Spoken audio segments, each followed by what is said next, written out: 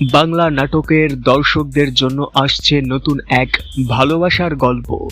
জনপ্রিয় television channel Bangla ভিশনের পর্দায় খুব শীঘ্রই প্রচারিত হতে যাচ্ছে বিশেষ নাটক তোমায় বলা হয়নি। নাটকটি নির্মাণ করেছেন তরুণ নির্মাতা ইমরুল রিফাত। পোস্টার প্রকাশের পর থেকেই দর্শকদের মধ্যে তৈরি হয়েছে কৌতূহল ও আগ্রহ।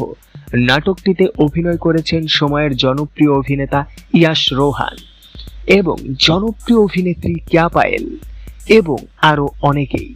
পোস্টারে দেখা যায় এক আবেগঘন মুহূর্ত, যেখানে ভালোবাসা, না বলা অনুভূতি এবং সম্পর্কের শুকনো টানাপোড়েনে ইঙ্গিত মিলছে। নির্মাতার ভাষ্য অনুযায়ী এটি মূলত এমন এক ভালোবাসার গল্প যেখানে অনেক কথা মনে থাকলেও মুখে বলা যায় না, আর সেই না বলা কথাগুলোই এক সময় জীবনের সবচেয়ে বড় অনুভূতিতে পরিণত হয়।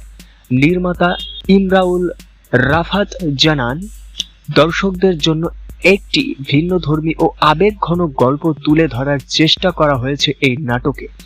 গল্প, চিত্রনাট্য এবং পরিচালনা সবকিছুতেই তিনি বিশেষ যত্ন নিয়েছেন।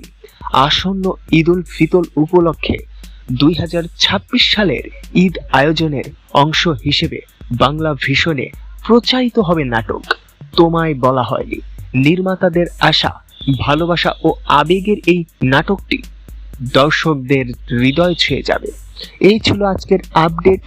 আপনারা সবাই কেমন রূপে কেমন ভাবে দেখছেন নতুন নাটকটির বিষয়ে সবাই আপনারা কমেন্ট বক্সে জানিয়ে দেবেন। আর বিশেষ করে কেয়া পায়েল এবং ইয়াশ রোহান, এই দুই জুটিকে এর আগে তেমন ভাবে দেখা যায়নি।